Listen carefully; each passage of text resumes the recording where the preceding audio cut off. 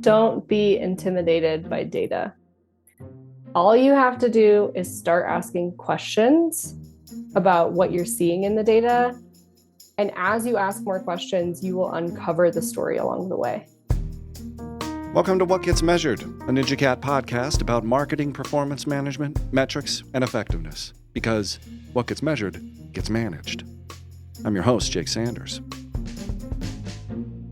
Courtrney Lindau is the head of practice for web analytics and business intelligence at Nimble Gravity, a consultancy specializing in data science, digital strategy, e-commerce, nearshore engineering teams, analytics, and organizational strategy.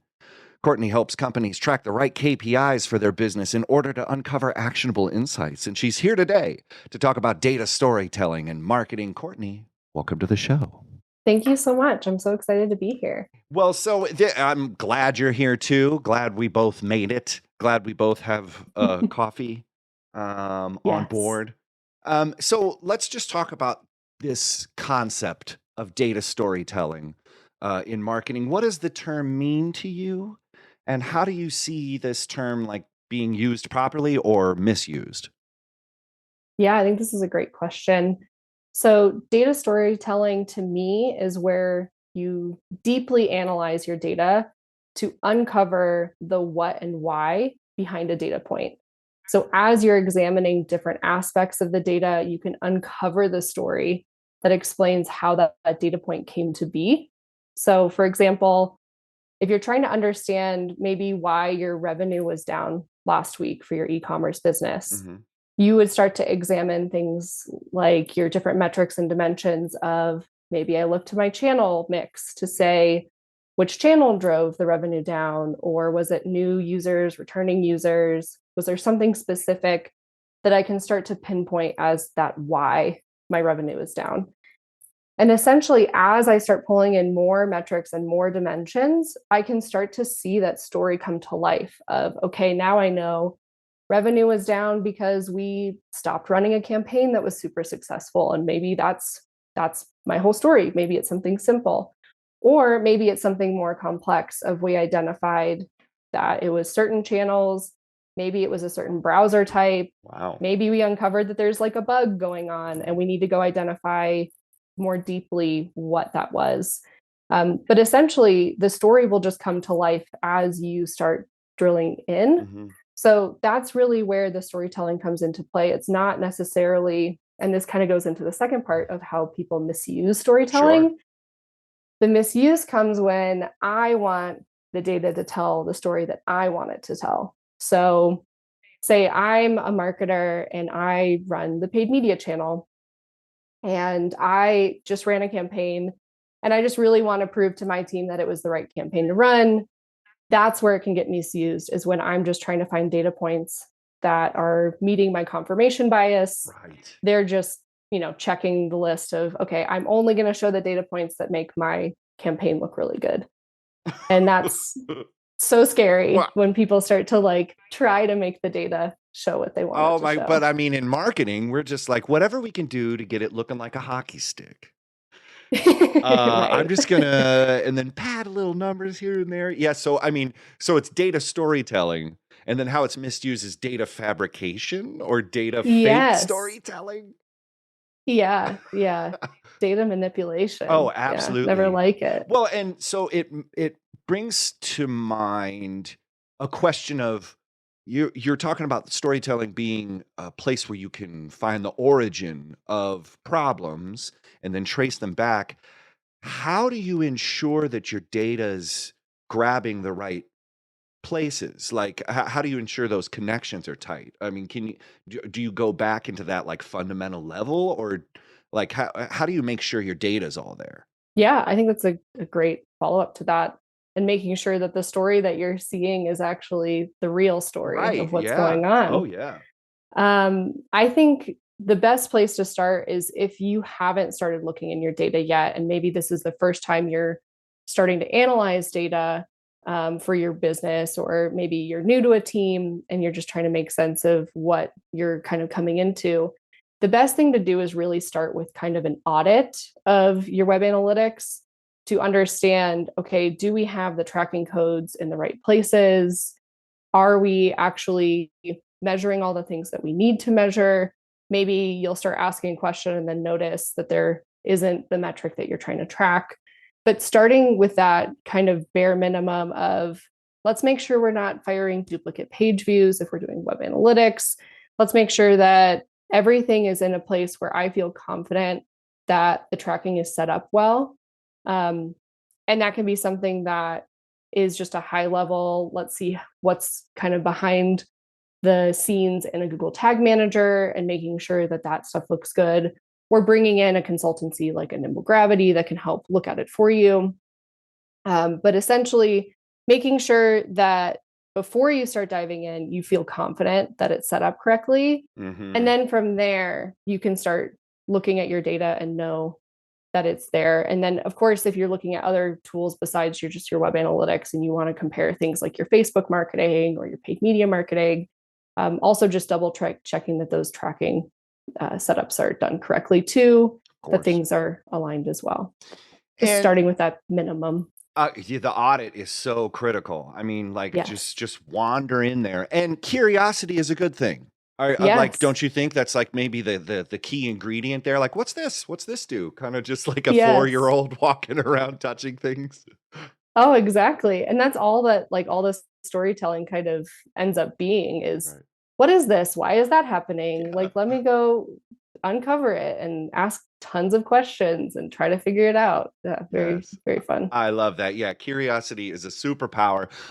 So we were talking before we hit record about business intelligence versus analytics, and it seems like there is a little bit of a difference there, but I was wondering if maybe that is the meat of this next question. I was going to ask you, what's the most important thing to track in order to gain actionable insights? But you'd think Yeah. it's like the meaning of where those analytics then kind of bubble up into the intelligence for the business. I mean, a lot of marketers they're just in their dashboard, they're just in their analytics, and they don't quite make a connection with the higher up metrics, that they're, that the money holders are interested in. I mean, how do you get through all this data to find the actionable intelligence? And is that business intelligence, or can we just riff on that real quick? Yeah, absolutely. I think essentially what you need to track to have actionable insights comes down to, what are the points that are going to help you answer all of those questions that we just mentioned with our Hmm. curiosity. So, what's going to Hmm. help you get to the why? Or, like the little kids, when they're really young and they ask you, Yeah. why does that happen? Like, Yep. why is the sky blue? Why do you drink coffee every single day? And just like that with our data analytics, will be, you want to track all of those things that help you get to a why as close as you can. Of course, we might not always know why customer A did something, because humans are irrational beings and we won't know exactly the Yeah. thing. But the data analytics really should help us get as close as we can to answering why something happened. And then I think the business intelligence kind of comes in with, like you said, people will look at their dashboard that has like every data point possible. And the business intelligence is really putting that in a format that, instead of it just being, here's every metric you've ever tracked in this messy dashboard, the business intelligence really comes in with, let's put this in a format so anyone who comes to look at this can make these insights from what they're seeing. So seeing a dashboard that has both the top KPIs and the minor metrics that help answer maybe why that KPI is up or down. So kind of seeing it all in one place, you can bubble up those insights really quickly, I think. And it's wild too, because most people will just say, "Here's the dashboard." I mean, if you work at an ad agency, you're like, here it is," and Yeah. then, but the CFO is looking for something, the CTO is looking for something, the CEO is looking for something. The shareholders, all the middle people. I mean, there's how do you get? Do you have to like package everything for specific folks? How do you kind of like create those reporting templates that only have what these people need? Do you end up having to have like a couple different dashboards? There is not just one dashboard. Is that kind of what I'm thinking? Or do you just hand them a PDF and, or what do you do? Yeah, typically, I think the best is to format a page of a dashboard for the end user because Mhm. then it really does speak to them and what they care about instead of forcing them to go to that one dashboard that has way too much stuff on it. Yeah. But I also think what I've experienced is if you start sending too many links to too many different dashboards, immediately people will say, oh, I've gotten more than one link. I don't know where to go. I'm just not going to go there. So, my usual best recommendation is to have one single place and maybe different pages within that so that you might have, say, a Power BI dashboard or a Looker Studio dashboard or Tableau. It's one link you're going to that's the primary dashboard. But say if you're the marketing team, you'll have a page that's marketing, or specifically maybe the SEO person will have like an SEO dashboard within it that's just showing you the SEO. Or your CFO might only care about certain things, and then you'd show those there. But I think it's really important to structure those in a way that it's really meeting the needs of the person who's looking. Otherwise, they'll find a million excuses not to go look at it. Oh my gosh. Well, yeah, and it's interesting because one thing, this was a while ago, but somebody was saying it's not like the data high points, it's like the low points. It's what isn't there. Yeah. Then and some I was like, "Wait, that's so confusing," because you wanna create a dashboard that has what is there, but, have you ever had an instance where they're looking at something, but they're looking at, like, what's missing? Or am I phrasing this right? I don't know. I'm just like, it seems like you're not gonna make everybody happy, or how do you include those? Like, do you have interviews with the people beforehand before you give them a report and say, "What do you need? How do you do it?" Is that part of your audit? Just how do you make sure you're including things that are worthy of the end user? Yeah, I think that's a great challenge. Yeah, oh, very spicy challenge, yes. Yes, yes. I always start with an interview and Mhm. asking them. A lot of times it's questions like, what are the questions they're trying to answer? What is the thing that they're asking everyone on their team every Right. day Yep, that no one seems to know how to answer? right. That's like going to be the biggest part of the dashboard, probably. I love it. Yeah. Yeah, that makes so much sense. And then so we talking about data, we're talking about being data driven. Mhm. Um, how do you think people can be more data driven with their decision making? Is it as simple as doing an audit and getting those interviews and then having the dashboard, or is there more to that? Yeah, I think those are aspects, but other items that I would kind of add into the mix of being data driven, one thing that I'm absolutely in love with is A/B testing. Mm, It gives you a really clear sense of what's working and what's not working. So, if you're on a product team and you have all these big dreams of where you want the website to be in the next year so that it starts looking flashy and new, and maybe it's a little outdated right now, being able to measure with A/B testing every new feature release will give you a clear sign of if that thing that you saw on another website that you thought was cool works for your users or not. mhm. Because sometimes we'll see articles or blogs or people talking about, okay, users want to click on a banner on this side, or you should have a certain button on this place on your mobile device so it's easy for people to click on. But then if you're doing A B testing, sometimes we've found that these bizarre results that even though everyone thinks that this one thing is maybe the best feature that you could ever have, maybe for your user base it's not. So Mm, maybe they are browsing in a different way on your site for some reason, and they just don't like it. They don't like the flashy new feature. They prefer your current setup or whatever you had before. And having A B testing will help you measure that and then make incremental changes to get to improve every time so that you're not having a case where you implement something flashy and new and then all of a sudden you see your metrics drop, and then you have to go back and figure out why. Instead, you can just kind of figure out as you're going along if something works or doesn't work. God, I love that. That kind of gets to that point that I was saying. There's things that are missing and things that are present, and those Yeah. things that are missing can also tell you what you need to do. Like, it isn't just the Yeah. things that are working, it's the things that aren't working, and A/B testing is a great way to do that. Okay, let's pivot to story time. I want us to get around the campfire and grab our marshmallows, and I want you to share some stories, feel good tales about data storytelling Yes. that you've experienced or seen that went great. And then conversely, do you have any horror stories about data storytelling that ended in tragedy? It does not have to be tragic.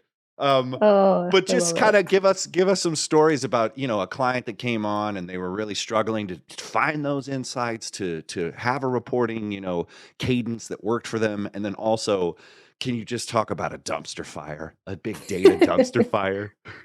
Yeah, of course. Great. So on that feel good side, Yes. at Nimble Gravity, we have a client that has like the most complex setup I've ever seen. So they Okay. have over 10,000 domains Yeah. across 5 or 6 different brands that all need to be tracked specific to each brand. Wow.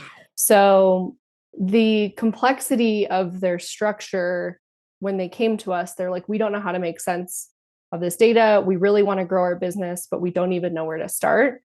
So we were able to do a lot of really complex tracking. We have thousands of events, over 90 custom dimensions we're tracking in Google Analytics. It's a very robust setup. Mm-hmm. But what's been so amazing about that and what makes it such a feel good is their team is so focused on being data driven. So, like your previous question of how do you get teams to be more data driven, Mm-hmm. they're like the gold standard for that. And in ways of just about every single day, everyone on the team is talking about their data points. So whether that's the most recent A/B test that's been run, just general daily metrics to see how was yesterday, was it good or bad compared to our KPIs, how is it comparing to the other brands if we're looking at all of the different brands at once. But their whole team is talking in data constantly. Awesome. And everything they do is based on data points. Mm-hmm. So they're really the ones that are so focused on A/B tests have to be run so that we know what's going well and what isn't. And when they have so many different domains, they absolutely have to do that, or you could easily lose a section of the business.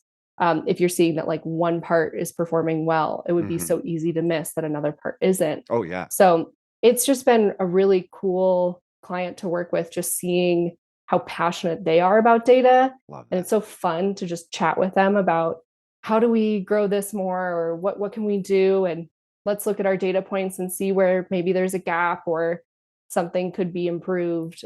So it's been a really cool feel good That's project. awesome. I love the feel good stuff. Yeah, and Yes. then talking about that sort of democratization of data, or like, is that at play there, or is it just that everybody has their hands in it? And then, like, I mean, is there a difference That's a good. there?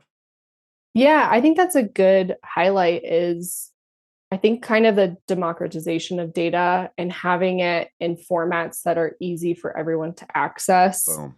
is just fantastic. And it's in a way that not everyone has to have their hands super in the data. They don't all need to be experts, Right. but the data is being brought up so often that they can't miss it. Like it's already there uncovered for them, so that the people who are analyzing the data are surfacing it constantly, so everyone knows what's going on, And and that's what's kind of cool. and the communication pathways are open, and Yeah, and those questions are filling those pathways, and then those answers exactly. are easily available, and it just sounds beautiful. Now, come on, Yes. tell me a horror story. Talk. Is it just when those good things aren't happening, and then there's the bad stuff, or is there something more specific? I think the biggest horror story, Ooh. I mean, it happens more often than I would like, but the biggest horror story is when I start working with a client or when I've worked at companies where you start to ask questions about, okay, where would I find this data? And then you start realizing that they have every single tool you could ever get. So they might have multiple web analytics tools and multiple heat mapping tools. And then they also have every kind of marketing tool and like 100 Salesforce instances. Ooh. And then trying to make sense of all of it, not having a source of truth, where half of the team is like, no, we believe Adobe Analytics because that's what we like. But the other team says, no, we use the Google Analytics data because that's what we like. And of course, they're not going to match. That has to be the biggest horror story because you can't make actionable decisions confidently when everyone's on a different page. Because if I start saying, hey, we need to be doing this thing with our strategy, someone else is going to look in their tool and be like, well, I don't know. I don't know if that's what we should do because this looks a little different. And it's crazy because they will be convinced. They will Yes. have the data in front of them and they're like, I'm sorry, Yeah. Courtney, you're wrong. And then you're like, Yeah. but I have my thing over here. Yes. That's such an interesting conundrum. Mhm. And I know that it's happening everywhere. Yes. How do you get folks on that? Because you're so right. And then we haven't even talked about GA4 versus the old Universal Analytics versus Mhm. Adobe versus, Mhm. all these other things like HubSpot. I would assume somebody's like just going straight off HubSpot. Um, Right. do you delete those? Like, what's the idea? Is like, no, Adobe Analytics has got to go. We have to just be one thing. Or how do you kind of uh, level set the disparagement in between platforms? Because maybe they're right, maybe they're wrong. I don't know. Why would you choose Yeah. one over the other? And then you've started a civil war. Yes. I think it has to come from a strong leadership decision Mm-hmm. to have Mm, clarity in the data. mm-hmm. So, whether that's your data leader or even higher up leadership, but someone would need to say, okay, we're going to clean this up so that more people can get on board. And it doesn't necessarily matter which tool you pick, you just have to pick one tool. Ooh, that's spicy tea. I mean, Yeah. because there are people playing favorites out there, Oh, yeah. but isn't it interesting that there isn't a one map, there isn't a Right. one compass, there is your compass, your Mm-hmm. map, your journey, and I think a lot of us are feeling like, especially in marketing, you want to keep up with the Joneses. Well, Yeah. these people have this and I heard about my friend who has a and then all of a sudden you have all those things and all of them are spitting out something that looks like Mm-hmm. facts, but wow, like I think it's very interesting that you just have to choose the one. And it Yeah. comes down to leadership because there are so many leaders who, and especially in marketing, I mean, CMO life cycles or whatever are like houseflies live longer than CMOs, which is good for them, good for houseflies, but bad for CMOs. And it does come down to this data consolidation and federation and sort of making a leadership like it's so weird. How do you have you ever had to bridge those gaps, or has anybody had to like step in, or have you seen those things? Because I think the leadership thing is so key, and Mm-hmm. those people up there will be like, well, the marketing's a mess, like look at it, and they don't think that it's their job to do Mm-hmm. something about it. Yeah. I don't know if I'm Yeah. just complaining. Yeah, I have seen this before, and often it's maybe your data team or your marketing team that brings the issue up to leadership and has to get them on board with that top-down approach of you're not going to like it, but this is what we're doing, type of approach to get people on board. And essentially, how someone might choose between the Google Analytics or an Adobe, there's so many things that can come into what that business decision is. So, what might be right for an enterprise is maybe not right for a small business. So pricing and stuff like that really does come into play with Oh, how you yeah. might choose Oh, what's the yeah. best for you. Oh, totally.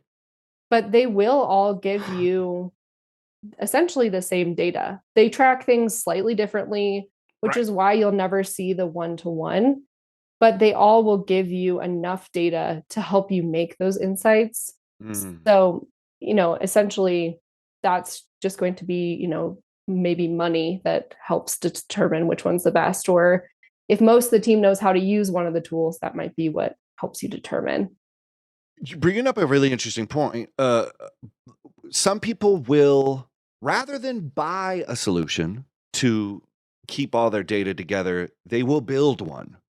Oh. I know, we're like, "Ooh, that hurts. Oh. Ah, my back. Ooh. Ah, oh, I gotta stretch a little bit." What's your advice for people? You might have the technical wherewithal to make a solution, a proprietary thing, like, that's good.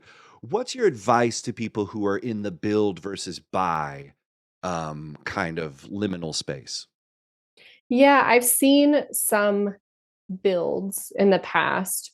The hardest part of the build it yourself solution is if your resources who built it eventually leave your company, you're going to maybe have to go buy one anyway because you might lose all that information. Wow. So that's a big like pain point. That's like a Huge. tragedy in the making. Here's a tragedy, yeah. But the other thing is if something goes wrong or if there's some feature that wasn't considered, you're going to have to go figure out yourself. Whereas with the out of the box solutions that you can go buy, you can go reach out to support teams. There's so many articles on the internet. Oh, yeah. Everyone out there is trying to figure out a lot of the same questions. There's just so much more information if you're buying a solution or getting a free solution that it just doesn't really make up for the amount of hours you would have your resources spending to build one. Absolutely. That's Mhm. it's so interesting that a lot of this product focused stuff, feature focused stuff forgets the people. Like Mhm. there will be one person who attended all those onboarding sessions.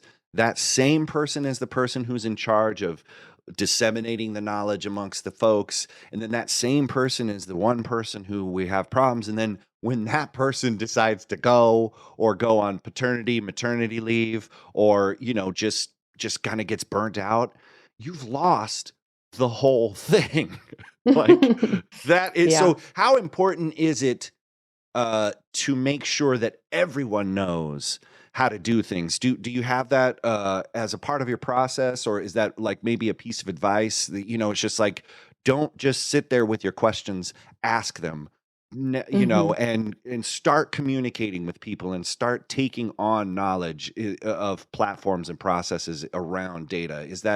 Maybe is that key, or because I'm kind of uncovering this thing, like you can find all these products, you can build them, you can buy them, there's all these things, but really it functioning properly is you internally creating that kind of community.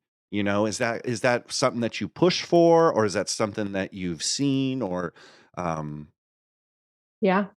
We absolutely push for it. yeah. And we do a lot of documentation Yeah. and a lot of trainings Oh, as yeah. part of any engagement because we want, even if it's something where we're working on an ongoing basis, we want everyone we're working with at a client company to speak the same language and to Mm, be able to find stuff themselves. mm. I don't want them to always have to go to an analytics team to answer questions. I want them to be able to go answer their questions themselves because if it's 5 p.m. and most people are wrapping up or 6 p.m. and you suddenly notice something, I want them to be able to go answer that question themselves and go be able to find it instead of having to see who's still online or panic first thing the next morning. It should be something where anyone can go and at least get that high level to say, okay, here's what I saw. This is as far as I could go.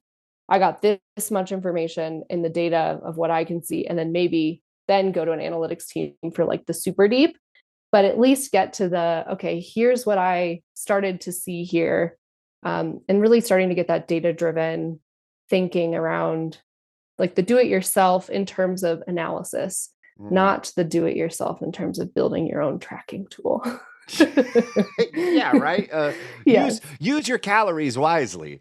Yes, exactly. No, but there's something empowering about what you're saying, and it Yeah. seems very, I don't know, it just seems awesome. But so Mhm. if you had to break all of this down, I mean, you've talked about the importance of A/B testing, making end users smarter, creating, democratization around data, how curiosity is this superpower, how there's no bad why out there. I love all of this, but if you had to consolidate your whole thing, Courtney, into like a bumper sticker, what would your one piece of advice? It could be a big bumper sticker. It doesn't have to be a small. It could be a couple pages long. No, that's a long bumper sticker. Something That's a long small. bumper sticker. So you're just like driving, reading it. Chapter 2. What would be your one piece of advice that you would give to the audience about data storytelling? Don't be intimidated by data. Mm. All you have to do is start asking questions about what you're seeing in the data. And as you ask more questions, you will uncover the story along the way. Quote bomb. I'm gonna put some explosions. That's a quote bomb right there. It's like blam. Because it's so easy to get super complicated. And with with Yeah. what you were talking about, your client with like 10,000 different Yes. iterations across all these markets, and like that can get crazy. Franchise businesses, I mean, that's Mhm. gonna get nuts. But it's very simple. Just don't be intimidated. Don't be afraid to ask. Yeah, exactly. Exactly. So, you've been so wonderful. This is a very awesome episode. But people want to connect more with your awesomeness online and find you. How can they do that, Courtney? Yeah, this has been so great. People can find me either through the Nimble Gravity website, which is nimblegravity.com, and on LinkedIn. You can find me with my name as Courtrney Lindau. I am getting married soon, so it might be Courtrney Lindau Lee by the time you're Okay. listening to this. Okay. But you can find me there, and feel free to send me a message or add me on LinkedIn and chat with me about data. I'm available there. Cheese or chocolate? Are you ready? Yes, let's do it.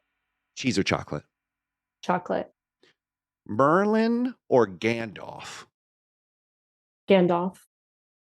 Tea or coffee? I think Coffee. For sure, coffee. It's so obvious. This one's a little bit, obvious here. Or actually, I don't know. This might be contentious. Spring or fall? Fall. I love fall. Who doesn't love fall? Pumpkin, sweaters. Pumpkin spice latte. Yes. A nice Sweet kind of coffee. Scarves. turtleneck, mock turtleneck. Yes. Okay. Vertical blinds or horizontal blinds? Horizontal, for sure.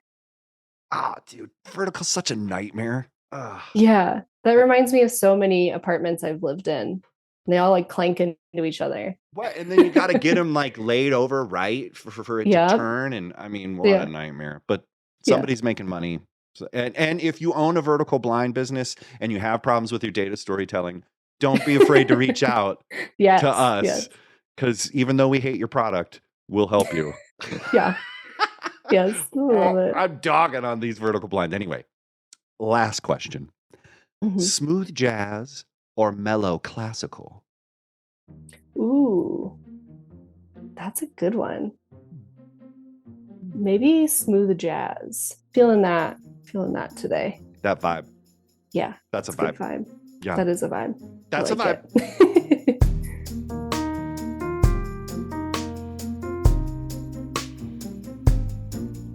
What Gets Measured is a Ninja Cat podcast. Please rate and review the show wherever you find your podcasts. Share this episode on social. And visit us on the web at ninjacat.io.